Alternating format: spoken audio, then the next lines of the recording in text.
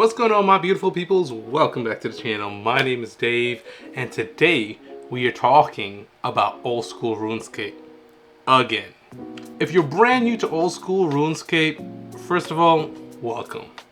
Second of all, this game will absolutely destroy your time if you let it. OSRS is one of the best MMOs ever made, but it's also one of the least beginner-friendly games on planet Earth. There's almost no directions, thousands of items, hundreds of quests, and somehow every player you see in-game either looks like they have 10 hours or 10,000 hours of playtime. And when your boy first started, I basically made every possible mistake under the sun. So today, I'm saving you from the same pain I went through. Here are the biggest mistakes new players make in OSRS and how you can avoid them before wasting hours of your life. Okay, so first mistake is way more common than you would think. Using the wrong weapon. And no, I don't mean just using a bronze sword versus a dragon scimitar. I'm talking about the players who are using weapons that don't even match the combat style they're training. When I first started OSRS, I thought stronger looking weapons equals better weapons. But in RuneScape, weapon choice actually matters way more than what new players realize. Every weapon has a different attack style. Stab, slash, or crush. And different enemies are weak to different styles, right? Makes sense. So if you are hitting super low damage, it might not even be your stats. You could literally just be using the wrong attack style. Another mistake, accidentally training the wrong combat style. How do I know? You guessed it, your boy did it. I had no clue what I was doing at first. I was trying to level strength while I was using an attack style that was doing shared EXP. So my level was going up super slowly. Some weapons also just kinda suck, honestly. For an instance, new players like myself love the longsword. I come from a big Monster Hunter background. But scimitars are usually way better for training because they attack faster. And in OSRS, faster attack speed usually means better XP stats. So here's the beginner rule. Use scimitars whenever possible, upgrade your weapon often, always check your attack style, and don't ignore stat bonuses. Huge mistake. And most importantly, I cannot emphasize this enough. You see how close I am to your screen right now? I'm talking to you right now, right? Just because an item is expensive does not mean it's good for you. Yet. Okay, so this one might be controversial, and this goes for any game you play, but for OSRS as a new player, it's very interesting. But new players use way too many plugins. And I was guilty of that myself. When you first download RuneLite, it feels amazing. There's loot trackers, quest helpers, tile markers, which is a huge thing, and DPS calculators. And suddenly, your screen just starts looking like a NASA control panel. But here's the problem. Using all those plugins, you don't even realize you stop learning how to play the game. For an example, quest helper is incredible. Honestly, one of the best plugins ever made. But if you only follow arrows without actually reading anything, you actually end up finishing quests with absolutely no clue what happened. And then later you're actually confused because you actually never learned where anything is, which is like kind of defies the purpose of the game, right? Plugins can also start trapping players into efficiency brain. You start worrying about things like tick manipulation, optimal XP rates, perfect money per hour, when realistically you're only level 23 fighting cows. Tell me how that makes any sense. In my experience, always use plugins to help your experience, not replace it. First learned that method from World of Warcraft, and now I apply it to just about every single game I play that has plugins available. So a few plugins that are my recommendations to make your process a little bit easier and better quality of life. Quest Helper, that's always going to be a good one.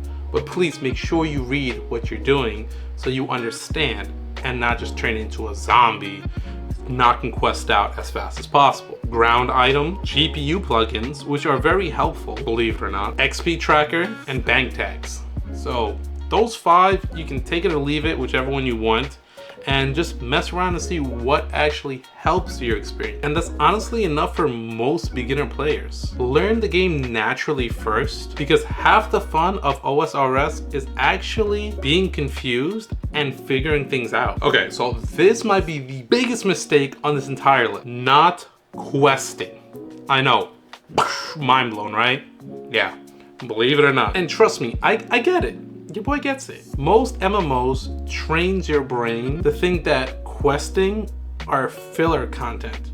And that goes for a lot of MMOs on the market right now, which is very unfortunate. But in OSRS, questing is just about everything. And it's one of the only few games out there right now that does it right. Quests in OSRS can literally skip hours of grinding and be fun instead of repetitive. Some beginner quests gives insane amount of EXP. Waterfall quest alone can instantly increase your attack and strength levels, and you barely even fight anything. Quests also unlock a huge part of the game, and trust me, when I say huge part, I mean a huge part of the game. New areas, better transportation, gear upgrades, which we all want, right? Especially as a new player. Bosses, which is like kind of the main point of the game, and spellbooks. If you ignore quests, you're basically locking yourself out from like half the game. And I wish somebody told me this when I first started playing, but transportation matters way more than what new players realize. In early OSRS, you spend about 40% of your life walking. Game is pretty slow. I'm getting like WoW classic flashbacks right now. It's just burnt into my brain. So unlocking teleports, fairy rings, spirit trees changes everything in the game. My advice, if you're new, focus on these early games. Waterfall quests, Tree Gnome Village, Fight Arena, Priest in Peril, Animal Magnetism, and Recipe for Disaster Progression. Don't just grind randomly. Questing gives your account actual direction. And in a sandbox game like this, direction is always helpful. Okay. So this mistake is painful because every new player falls into this trap. You start searching best money makers in OSRS, and suddenly you're picking flags for 40K an hour. The truth is, early game money doesn't really matter that much. You know what matters more? Progressing your account. It's a little secret from me to you, okay? Just between us. If you spend 10 hours doing terrible money makers, you might make a few 100,000 gold, but if you spent the same 10 hours leveling your account, you unlock way better money makers later.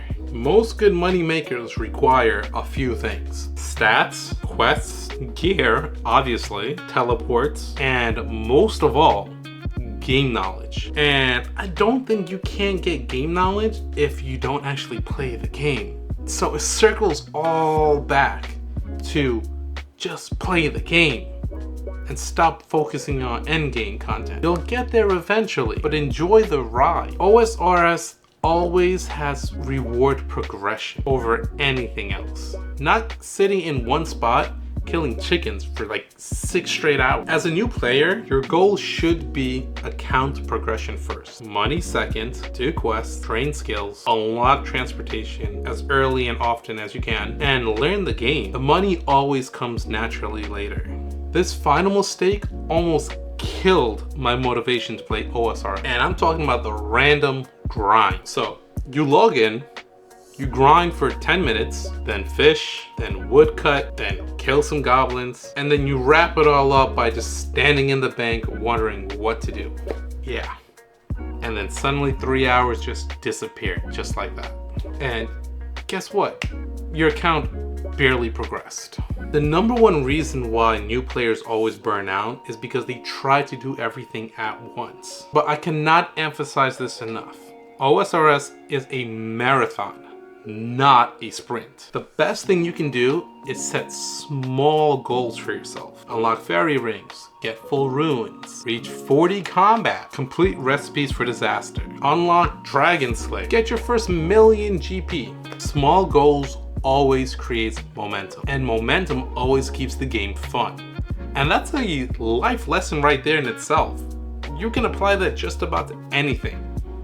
And OSRS is not an exception. And here's the important part. You don't need to play perfectly. You don't need max efficiency. You don't need to copy sweaty YouTubers with like 10,000 hours. If you enjoy fishing for 2 hours, guess what? Go fish. If you like killing cows, then go kill some cows. OSRS at its best is when you enjoy the journey. So to recap, the biggest OSRS beginner mistakes is using the wrong weapons, okay? Guilty as charged. Overloading on plugins. Yep, been there. Trying to make a very old game look as modern as possible. Ignoring quests. Not too guilty because my dumbass couldn't even find quests to begin with. I was just wandering all over the place. Chasing money too early. Everybody loves money, I get it, but don't focus on that. And grinding without direction. That equals burnout.